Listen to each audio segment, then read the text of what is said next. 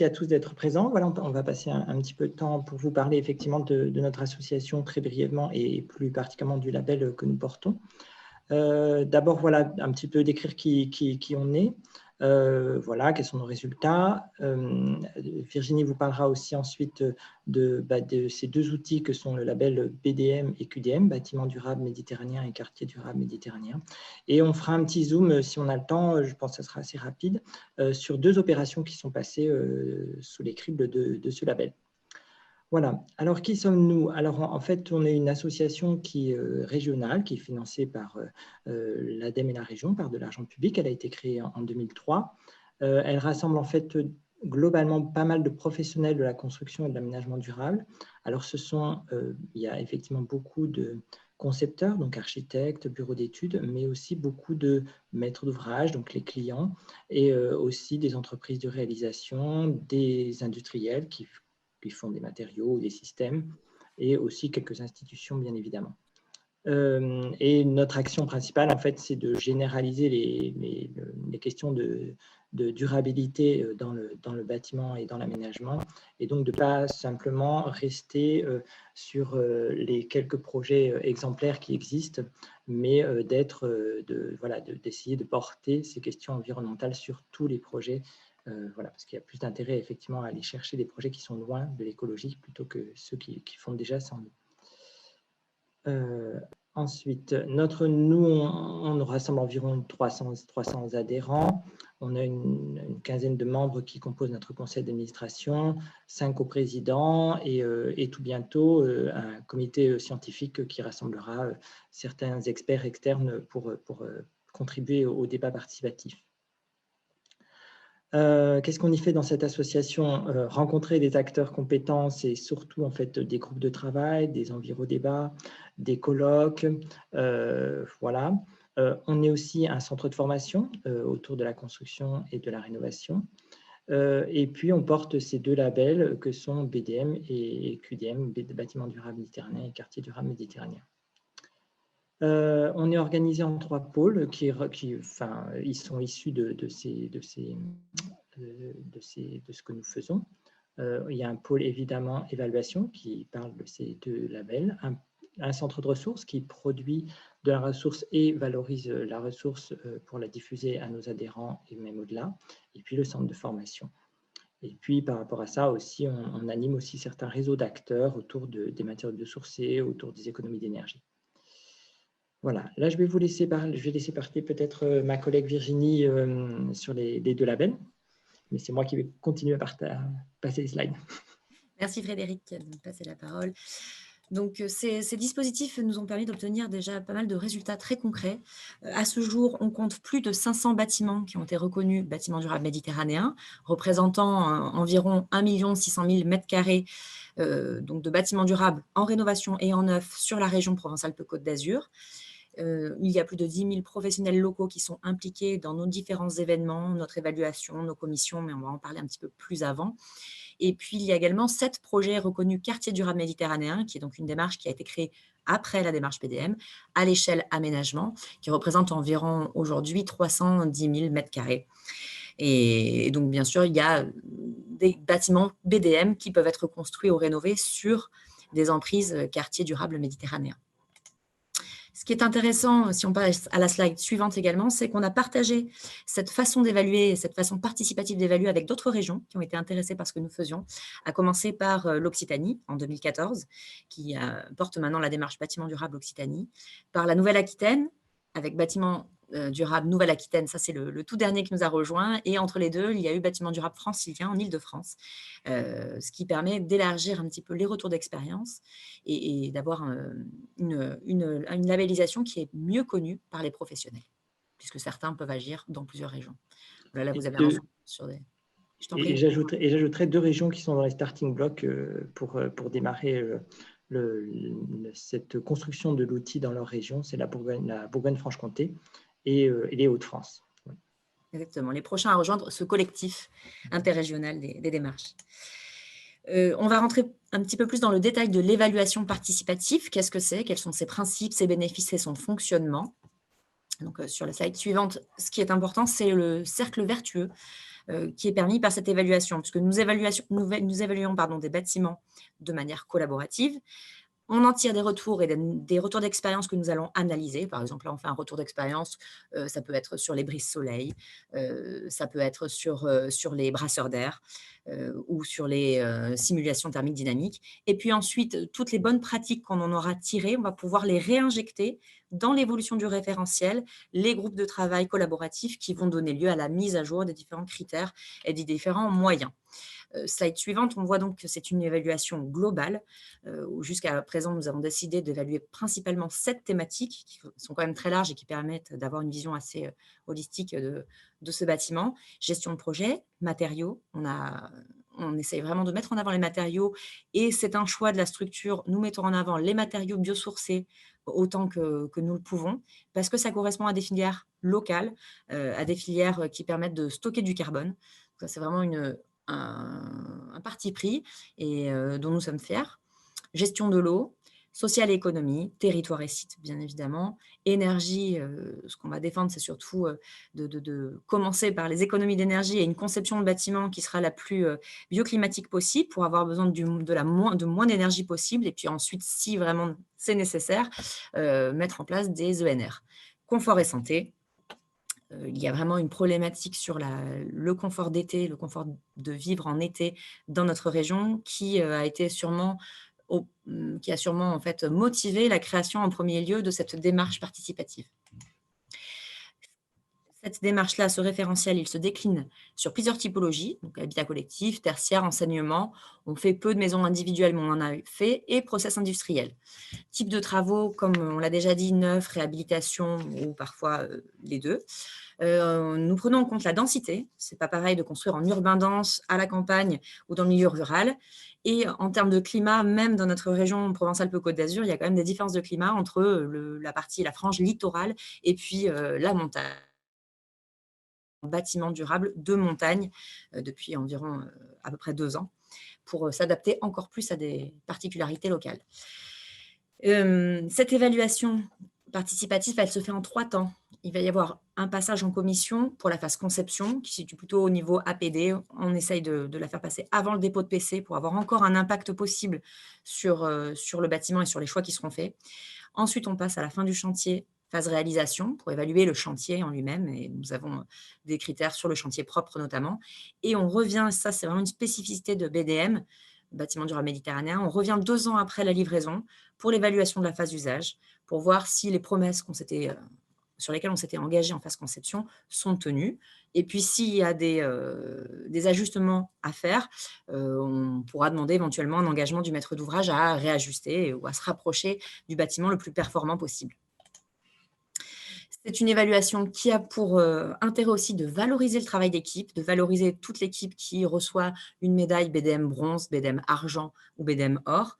Ça peut sembler anecdotique, mais ça ne l'est pas parce que finalement, ça fonctionne très bien. Ça permet de valoriser aussi le projet en soi et il y a pas mal de communication que les acteurs, les professionnels choisissent de faire autour de la médaille qu'ils auraient obtenue.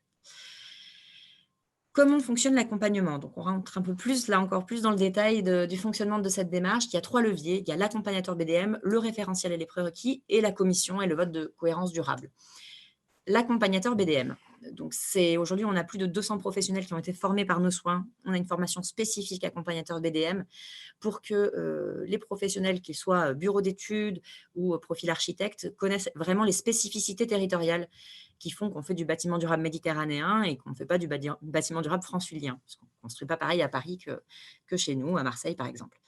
On leur demande d'avoir quand même 5 ans minimum d'expérience dans le bâtiment, chantier, de faire cette formation et de participer à ce qu'on appelle le système participatif de garantie, c'est-à-dire de participer aux événements collaboratifs de l'association, de venir à des commissions qui sont en soi des formations, puisqu'on voit passer beaucoup de projets et ça nous permet d'avoir en tête des bonnes pratiques ou aussi des points de vigilance. Il signe une charte accompagnateur parce qu'il y a une question d'engagement fort, on va dire d'engagement moral à faire du bâtiment durable. Les prérequis. Les prérequis sont un cadre un petit peu plus, on va dire le cadre peut-être le plus strict dans la partie de l'évaluation. On va demander notamment pour des projets qui seraient, on va demander des simulations thermiques et dynamiques en phase conception, qui est un outil de conception important, pour pouvoir projeter le bâtiment et se dire combien d'heures maximum d'inconfort ou combien d'heures au-delà de 28 degrés, par exemple, dans le bâtiment, on peut avoir en tertiaire ou en logement. On va également projeter des prérequis en termes de matériaux et d'intégration des matériaux biosourcés, que ce soit dans l'isolation, par exemple. Important, on demande pour tous les projets de poser des sous-compteurs pour avoir un compte-rendu en phase d'usage sur des consommations réelles. Donc voilà, ces prérequis-là sont un vrai outil qui permet aussi au maître d'ouvrage de cibler un niveau de qualité environnementale et globale du projet par rapport à ses ambitions, par rapport parfois à un budget, parce qu'on ne peut pas être déconnecté non plus d'un budget, mais aussi d'un projet pour ce bâtiment-là.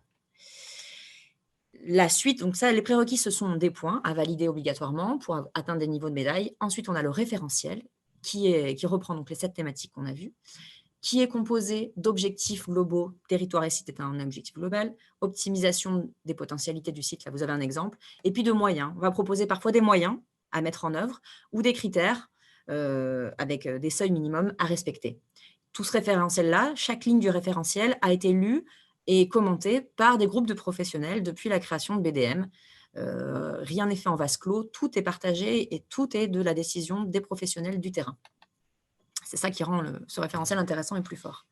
Le troisième levier, c'est la commission. On l'appelle commission d'évaluation BDM. Elle est participative. Là, vous en avez une image. En fait, vous avez un public. C'est gratuit déjà. Le public est composé de professionnels de la construction. Cette commission, hors période de Covid, bien évidemment, on se rendait dans chaque département pour avoir une animation territoriale locale et pour permettre à tous les professionnels de chaque département de la région d'avoir une commission proche de chez eux au moins 1 à 2 fois par an. Et puis, vous avez des membres de commission qui sont aussi là, pluridisciplinaires. Vous avez des maîtres d'ouvrage dans la commission, vous avez des bureaux d'études, des architectes, vous pouvez avoir aussi des représentants des associations de consommateurs, pourquoi pas. Et donc, ils vont procéder, on peut voir la slide suivante, procéder à un vote de cohérence durable. La partie référentielle aura été validée en amont de la commission par notre équipe interne de techniciens qui valide tout le référentiel et qui valide que le projet ait bien apporté des pièces pour justifier, ça peut être des pièces indifférentes, pour justifier la validation des critères. Et le jour de la commission, les membres de commission valident sur 10 points. Excusez-moi, il faut que je branche mon ordinateur. Valide, donne des points de cohérence durable pour la démarche globale qui est entreprise sur ce projet. En tout, vous avez 100 points à aller chercher quand vous êtes maître d'ouvrage ou équipe projet. Vous avez donc 10 points qui émanent de ce vote de cohérence durable et les 90 autres points qui viennent du référentiel. Et selon que vous ayez 40, 60 ou 80 points, vous aurez l'une ou l'autre des médailles qui sont ici affichées. Vous avez également 5 points d'innovation qui peuvent être octroyés en plus. Donc, Frédéric, je pense, rappellera un petit peu ces arguments-là. Aujourd'hui, pourquoi est-ce que BDM est plébiscité et pourquoi BDM fonctionne avec plus de 500 bâtiments reconnus BDM? Tout d'abord parce que ce suivi, comme je vous l'ai dit, après livraison est souvent une motivation supplémentaire pour les usagers et pour les maîtres d'ouvrage, notamment publics, de faire ce type de label. C'est une démarche qui est assez ouverte pour permettre l'innovation, très ouvert à l'innovation sur les bâtiments. C'est une adaptation au plus près du climat local et du contexte économique et social local. Ça permet de dynamiser des filières économiques comme des filières de matériaux biosourcés et aussi de répondre aux exigences des marchés publics. Voilà, on a eu la région qui a pu donner des aides, octroyer des aides sur, par exemple, des coûts de maîtrise d'œuvre pour des études supplémentaires. Et BDM permet aussi de répondre à des exigences de développement durable pour des décideurs locaux. Je laisse la parole à Frédéric qui va nous parler donc de... Ah oui, il y a un petit zoom sur la démarche QDM. La démarche QDM, c'est la démarche quartier durable méditerranéen. Fonctionne exactement pareil en termes de système participatif de garantie que BDM, avec vraiment ce collaboratif qui existe à tous les moments de l'évaluation. Simplement, les thèmes peuvent être un peu différents puisque nous avons rajouté le thème mobilité. Effectivement, à l'échelle quartier, c'est assez logique. Et puis, contexte et milieu naturel, on a vraiment insisté aussi sur la biodiversité, qui est un enjeu pour nous aujourd'hui et pour tous, je crois. Frédéric, je te laisse continuer sur les 2 exemples. Merci Virginie. Oui, l'idée là, c'était de prendre un petit peu le temps de voir concrètement sur 2 projets comment ce label peut se décliner en commission publique. Voilà, vous montrer un petit peu. Alors, on n'a pas repris toutes les présentations qui étaient faites parce que ce serait trop long, mais juste voilà, d'avoir un petit aperçu au travers de ces 2 projets de comment on peut débattre d'un projet au travers d'une commission publique. Le premier projet, c'est le projet d'une salle de sport à Saint-Marc-Jaume-Garde, dans la banlieue tout à fait d'Aix-en-Provence, dans les Bouches-du-Rhône.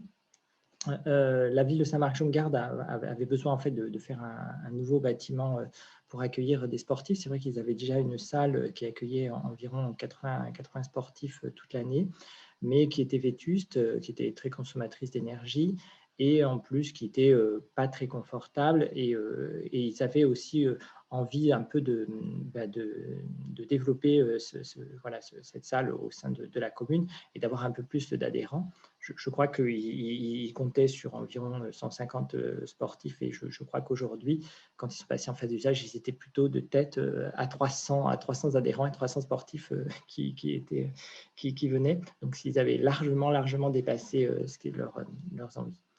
Voilà. La salle, elle se trouve en fait dans une pinède. C'est assez inhabituel. On n'est pas du tout dans un centre-bourg traditionnel. La commune de Saint-Marc-Jaume-Garde est dans la banlieue proche d'Aix, plutôt dans le périurbain. Et en fait, dans les années fin du XXe siècle, a été créé dans les 70-80 un nouveau centre-bourg, un peu à l'écart, et qui est plutôt proche du milieu naturel. Et donc, évidemment, cette salle de sport, qui est un équipement public, s'inscrit dans ce centre-bourg. Dans la pinède. Voilà, ça c'est par exemple la photo d'insertion qui avait été faite pour le projet. La salle de sport en fait a évidemment un hall d'entrée, des vestiaires évidemment, et 3 salles principales, une salle de musculation, une salle de danse et de yoga et une salle de dojo. Et puis des terrasses autour et des espaces extérieurs évidemment. Là vous voyez quelques dessins des façades qui étaient projetés. Voilà. Voilà les plans intérieurs, les aménagements intérieurs. Donc on retrouve nos 3 salles principales.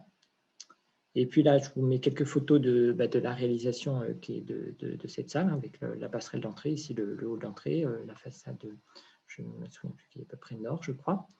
Ici le hall, les vestiaires, la salle de musculation très remplie. Vous avez la salle en haut à gauche, la salle de danse, le dojo à droite. Quelques éléments aussi qui permettent de commencer un petit peu à comprendre comment que ce bâtiment a une ventilation naturelle assez poussée et que fonctionne assez bien à travers des ventelles dans les parties hautes de la terrasse. Voici aussi, voilà, ici on voit les panneaux solaires, on fera le point après sur les systèmes qui sont installés dans ce bâtiment, les façades nord-ouest et voilà, quelques éléments ici pour vous... Excusez-moi, je ne vois plus très bien la slide sur mon ordinateur. Voilà. Donc le bâtiment, lui,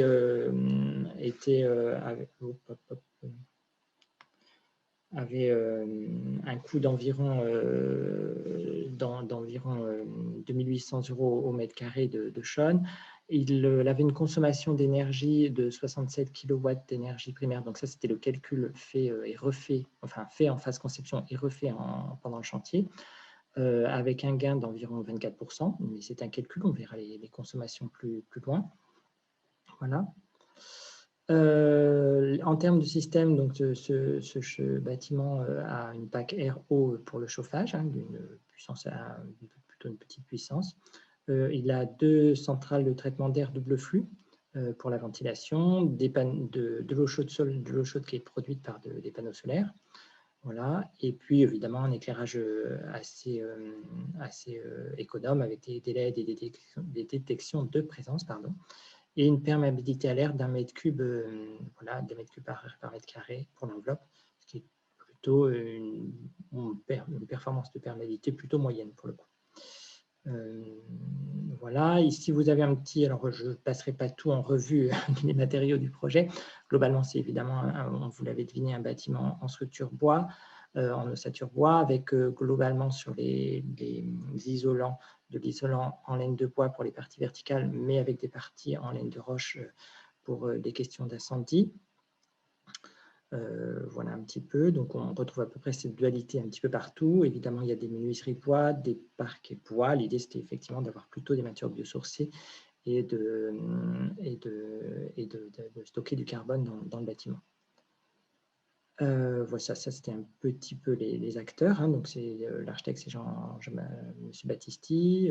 L'accompagnateur, donc celui dont vous a parlé Virginie, et là, c'était le bureau d'études SOWAT avec Sophie Gentil. Voilà. Donc, c'est lui qui a fait l'évaluation BDM. Et puis là, juste quelques retours de la salle. Donc, le retour était très, très bon. Ils avaient même des consommations moindres que celles qui étaient prévues en phase conception. Donc, la mairie et la collectivité étaient plutôt ravis. Ce qui avait été très intéressant, en fait, c'est que du coup, ils avaient fait des petites études en coût global et du coup, les coûts en fait, de ces consommations d'énergie et d'eau étaient beaucoup moins élevés que dans leur projet, dans le bâtiment précédent, le bâtiment existant. Et par contre, ça leur avait fait prendre conscience, en fait, une fois que ces coûts avaient été réduits, que les coûts de maintenance, par contre, de nettoyage des salles, nettoyage des vitres, étaient très importants et chose qu'ils n'avaient jamais regardé auparavant et qui commençaient à regarder de manière un peu plus attentive. Donc ça, c'était intéressant pour eux d'avoir ce regard-là. Ici, on a un petit peu un retour donc là, des différentes consommations, puisque évidemment, comme l'a dit Virginie, ce bâtiment, lui, il est passé dans les 3 phases, en phase conception, réalisation et usage. Et donc, en phase usage, eh bien, ce sont bien les consommations qui sont regardées, qui sont les consommations d'énergie, d'eau qui sont calculées. Il y a aussi des questionnaires auprès des usagers qui sont faits pour un peu estimer les questions de confort dans le bâtiment. Pas systématiquement, mais en général, on arrive aussi parfois à avoir des sondes de température pour voir si finalement le confort thermique d'été et d'hiver sont bien conformes et sont bien au rendez-vous. Parfois, on fait aussi d'autres études plus fines, mais ça, c'est plus rare, sur la qualité de l'air, les niveaux de CO2, la qualité de la luminosité. Et donc, tous ces retours sont compulsés et sont ensuite présentés aux différents membres de commission sous forme de graphique, de consommation, comme on l'a là sous les yeux. Et voilà, donc là, c'était pour terminer sur ce projet qui avait été labellisé. Alors, c'est vrai que c'est plutôt un beau projet hein, sur lequel la collectivité et puis même l'association est plutôt fière. Donc, qui avait été d'abord plutôt en argent, en conception avec 70 points et qui finalement avait atteint le niveau or à 81 points en réalisation et en phase d'usage. Avec là, vous l'avez du coup le petit diagramme, la petite toile d'araignée comme on l'appelle, qui synthétise un petit peu les performances du bâtiment, où on voit qu'on était assez bon en question de matériaux, de confort, de gestion de projet, de territoire et site, et peut-être légèrement moins bon en énergie et en eau, sur les questions d'économie d'eau. Voilà pour le premier projet. Je passe très vite sur le deuxième projet, parce qu'on a déjà pas mal à passer notre temps. Donc, c'est le siège de la CCVBA, de la communauté de communes qui se trouve à Saint-Rémy-de-Provence dans les Alpilles, des Baux et Alpilles, Ventoux, Baux et Alpilles, voilà, c'est ça le nom exact.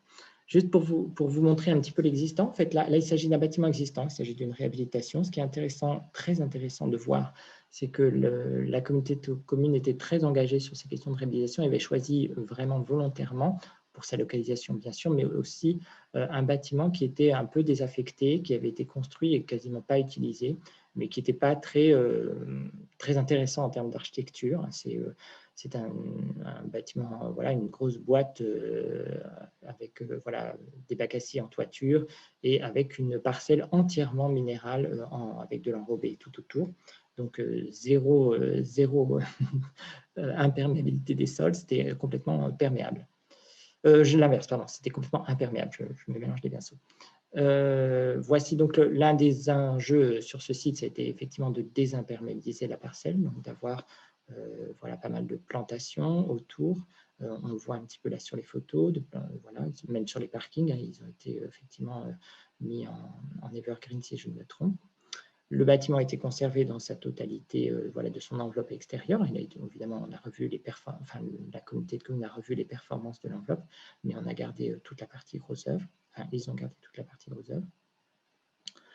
Ils ont travaillé effectivement sur les questions de production d'énergie, beaucoup de panneaux photovoltaïques, voilà, sur la question voilà, de l'enveloppe aussi. Sur la question des protections solaires, effectivement, voilà, on voit un bâtiment qui, lui, avait déjà des percements et n'était pas très bioclimatique, on va dire. Toutes les façades se ressemblent. Donc, il a fallu travailler les protections solaires sur certaines orientations, notamment un petit peu, comme en Tunisie, sur les questions d'ouest et de sud, où là, ça n'avait pas été traité dans le premier bâtiment existant, qui sont aussi des orientations pas très favorables ici aussi à Marseille. Voici les coupes, quelques images de l'intérieur. Donc, c'est un bâtiment qui, lui, était plutôt à énergie positive, hein, puisqu'il produit de l'énergie aujourd'hui, grâce à tous les panneaux photovoltaïques qui se trouvent en toiture et sur les parkings. Donc, plutôt quelque chose d'assez intéressant. L'idée, c'était quand même pour la commune d'être exemplaire, avec un budget d'1 million d'euros environ. Ici, il s'agit, en termes de performance aussi, d'utiliser des matériaux qui étaient volontairement locaux, notamment de travailler avec le lin, le chanvre-lin, donc des panneaux de chanvre-lin, et aussi surtout avec la balle de riz, voilà, qui est un déchet en fait du riz de Camargue, donc tout près des Alpilles, hein, vraiment à quelques dizaines de kilomètres. Donc, déchet qui n'est pas du tout valorisé dans l'agriculture, hein, qui est en général brûlé, et qui est pourtant très intéressant en termes d'isolant, puisqu'il contient plein de silice, et du coup, il a très peu besoin de traitement contre les insectes, et il a un très bon pouvoir isolant. Donc, voilà, c'est un matériau plutôt nouveau qui était difficile à mettre en œuvre pour le maître d'ouvrage, parce qu'il n'avait pas toutes les normes, voilà, et donc il a fallu faire pas mal de travaux, d'investigation pour pouvoir le mettre en œuvre. Voilà. En termes de système, c'était aussi plutôt très intéressant. Là, il s'agit le chauffage est produit par une chaudière bois à granules. Il y a du refroidissement avec une PAC RO qui est branchée sur les panneaux solaires. Un éclairage plutôt performant comme le précédent projet avec des LED. Une ventilation double flux aussi. De l'eau chaude, mais voilà, très peu de capteurs parce qu'il y avait très peu d'eau chaude qui était nécessaire, et puis pas mal de production d'énergie, voilà, enfin pour un petit projet de ce type. Voilà, il y a eu un intense travail pendant le chantier avec les entreprises, voilà, sur le chantier, avec la maîtrise d'œuvre et la maîtrise d'ouvrage, donc le client et les bureaux d'études, un intense travail aussi en amont de conception, avec des réunions très très nombreuses, et puis sur le chantier aussi qui est devenu un lieu de formation. Ça, c'est l'association qu'il avait menée, avec, on avait appelé ça pour les pros par les pros. Là, on avait fait une formation notamment sur les questions de matériaux et de la balle de riz. Ça nous semblait être plutôt très significatif. Voilà. Et puis là, voilà une petite présentation des points de bonus qui avaient été demandés dans le cadre de ce label. Et voilà pour les photos du projet fini. Voilà. Donc ça vous montre un petit peu comment, enfin voilà, les projets sont présentés. C'est un projet qu'on n'a pas remis, mais qui était aussi de niveau OR, qui est passé en phase conception-réalisation, mais je ne crois pas qu'il soit encore passé tout à fait en phase usage, si je ne me trompe. Voilà, donc on n'a pas encore les retours des consommations, donc ça devrait plus tard